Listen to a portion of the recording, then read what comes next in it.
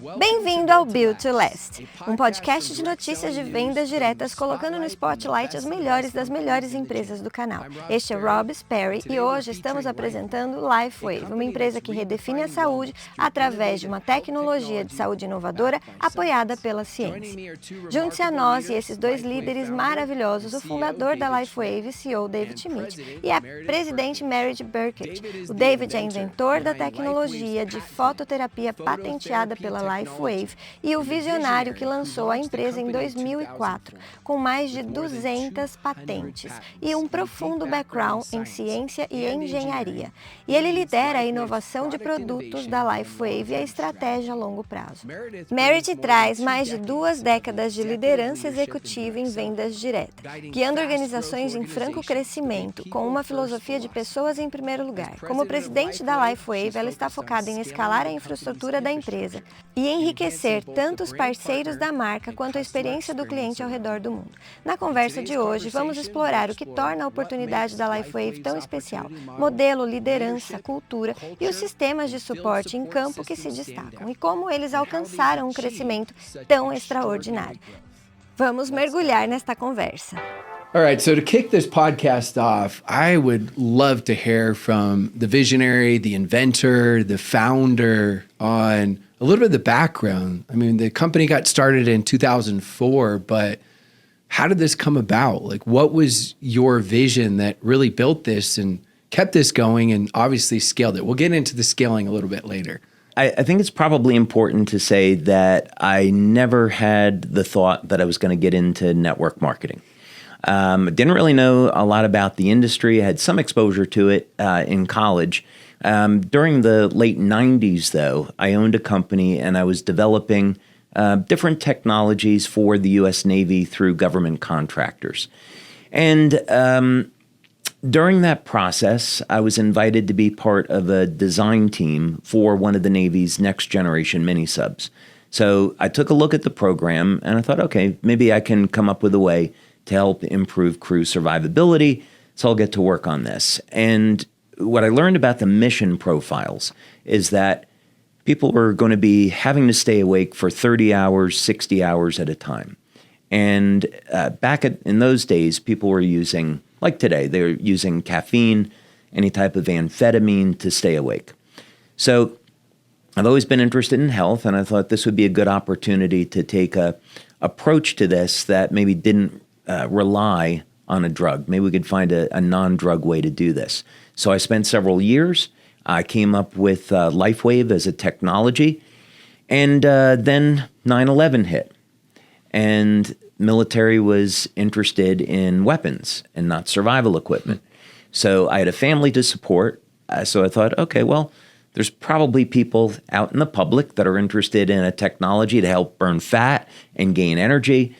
So I'll go ahead and start a company, and that's when Lifewave was born in 2002. So it was 2 years to figure out how to set up the manufacturing, doing clinical studies to support the work, and then what's the market research? How are we going to actually end up selling this? Is this through TV, radio, print? And along the way, it became obvious to me that network marketing was by far the best way to go to market, which we did in November of 2004, and it's changed my life in absolutely remarkable ways.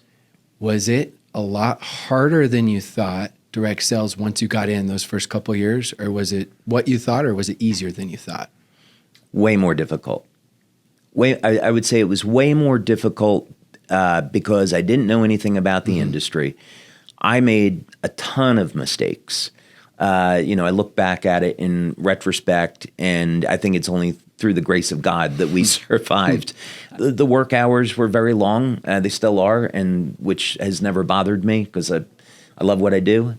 But yeah, I would say in one sense, the work was very, very difficult. But on the other hand, the business grew very rapidly, much more rapidly than I think through other means.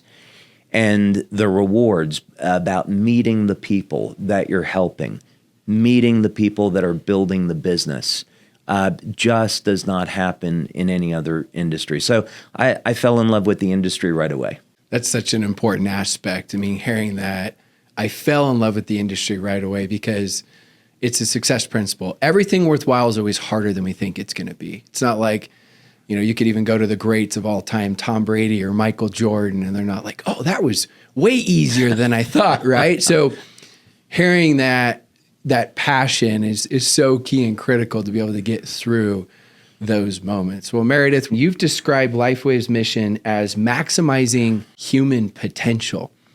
Being around the channel for 2 decades and then seeing what Lifewave has done and become one of those built to last companies that has integrated this principle, like what do you see that you guys are really doing to integrate that? Because I know sometimes it can sound like a cliche, right? But cliches are cliches for a reason because they are timeless principles that actually work. I think that maximizing human potential is something really at its core that we all want to do. I think we talk about it a lot. And yet I heard a message many years ago that said that the graveyard was full of the most human potential. And it really struck me at the time because it is a multifaceted opportunity in direct selling, not only from the financial impact that you can have to create a better life for your family, but to be the best version of yourself. And I think that's physical. Of course, it's spiritual, and it's certainly mental, and are we always striving to be better and be that version for our families, for our communities, and for our teams if we're so fortunate. And I think that at Lifewave, to start out with a founder, with a person like David Schmidt, who has, as a core driver from the very, very beginning, said, I want the world to be a better place, and I want people to have the opportunity to be empowered to be that best version of themselves. It all starts there, right? That's the core. And so how does that reflect and translate into what we do at Lifewave? We're constantly asking ourselves, will this empower people? Will this give them the tools that they need? Will this give them the products that they need? Will we be providing a tangible way to better themselves? Yeah, it's interesting how you say that, and you start out with David, because I look at it as it's like a ship, the vehicle, indirect sales, the company. And inevitably, there are going to be storms that come. It just happens. The greatest stocks, the greatest companies have them. It's perspective, it's reality.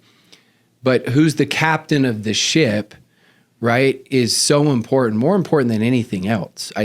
Trust me, I know you can't build a viable business without the products and the comp plan and the culture, but inevitably that starts with the captain of the ship. And then after that, of course, the captain's got to have, who are the other leaders, right? Like yourself. And then you're working with the other corporate leaders and the field leaders, because that's where it stems from, because it's not your typical transactional business. People, they're striving to be better human beings in this business. And so they're looking at like, who are the people at the top? And we won't go through the companies, but you and I have both seen, I know we have experienced, David as well, right? We've seen companies where they had a lot of success, but because that wasn't there, the captain, in the end, it didn't matter how much they did in sales. And so that leads me to the next question, especially at the beginning. I mean, you guys went through your hard times. You briefly mentioned that. I'm guessing underfunded at times where I don't know, I'm guessing where it actually wasn't that. Okay. No, actually, our challenges occurred in 2006 and 2016. So for perspective, November of 2004, our first month doing sales, we did $500,000 in sales. 2005, we did about $17 million in sales. Wow. So we were off to a great start as a new company. 2006, we started to experience a number of challenges, but it was in October of 2006 that we were the victim of a credit card scam. So we had somebody in Europe that was buying credit cards through Russia. They were placing fake orders. We had about $1 million or so worth of fake orders go through. We had paid commissions on it. And that was an unbelievable disruption in the business. And 2007, we went month by month. We lost about half of our distributors because of that. So we went month by month in 2007, not really knowing if we were going to make it. Did the leaders sense that as well? That you weren't maybe going to make it, or was that just more behind the scenes, kept private? The leaders certainly knew Okay. that the company was having its challenges. Yeah. They didn't know, I think, how bad it was. In just a week before Christmas, I emptied my bank account to make payroll. And so I went from some money in my bank account to not having anything, and then living off of credit cards during 2007. And then we were able to, thank God, recover and get back on our feet. And then 2008, year over year, our sales were doubling. Then in 2016, we had integrated, we went from one platform to another for software. The team that was handling it did a terrible job. And we went for 3 weeks where we couldn't take an order, several months where the system just didn't work properly. And again, we went back almost 10 years to the month. We went through another really terrible period. But I would say that if we hadn't gone through both of those problems, we wouldn't be where we are today. It absolutely made us a better company, as ironic as it is. Yeah, the ones that get through it, it's always right. The trials were the best things that happened if you can make it through. Now, obviously, we don't feel that way during those times, but I appreciate you sharing that. And that's one of the goals of Built to Last, is us sharing not just the highlights of all the great things we went through, but also the struggles and the challenges. Because I've heard that from multiple companies, but I don't see that publicly, where they had massive issues with merchant accounts and different things like that they had to go through, and you just don't know. Like, a lot of times that isn't shared, and so it's empowering, and I'm grateful to hear that as well. Like, the struggle is so important, because yes, your struggle is your story, your mess is your message, but when you overcome it, right, that's what makes it so powerful. So what would you say, Meredith, if you think of Lifewave, like the biggest thing that you guys have for a company that is built to last? Like, if you were to say the single most important thing, and I know that could be one of those answers that's so deep that depending on the day, it may be a different principle with that. But what would you say it is for Lifewave in particular? I think ongoing innovation is the key to that success that you're talking about, that sustainable future, that legacy build. And because David represents that innovation, because it really is an inventor at the helm here that is steering the direction of the company, it is much more important for us to have him in the front of the room, because the story that he tells and how he unveils the latest project, how he describes how it's going to change the world and make a difference in lives, really can only be delivered by the inventor himself. And that's why we can't get enough of David Schmidt on stage. And neither can our brand partners. They just want more David, and we're happy to make sure that we deliver that. So what would you say for you, like having a key to have a company that is going to be sustainable and be around? First, I would say an extraordinarily important part of why we've been successful is because of our leaders. And what's interesting is that over the years, like all of us, we've met many, many different types of people that get involved with the industry. And a common thread that Meredith and I see when we're on leader trips is that the leaders don't talk about how much money they're making or getting to another level in their finances. There's none of that. They're talking about, oh my God, let me share with you a testimonial from someone in my downline, and we're getting these testimonials every day. It's amazing how we're changing people's lives. So the leaders, they're amazing people. They're focused on helping people. They see the vision of the company and where the company is going. They see our commitment to the business. So I'd say first and foremost, the leaders that we have are incredible. We're blessed to have them. Manufacturing has been a great strength of the company. We manufacture our products, and we haven't had a stock out. So we can today support a company doing over 2 billion US dollars in sales yearly. I started out of my home with a purely manual process. Then we subbed out to going to what I'd say is a semi-automated process. Then we had a piece of equipment retrofitted to make it automated, and today it's incredibly advanced. We use robotics, we use computerized vision detection systems, and it's very, very high speed.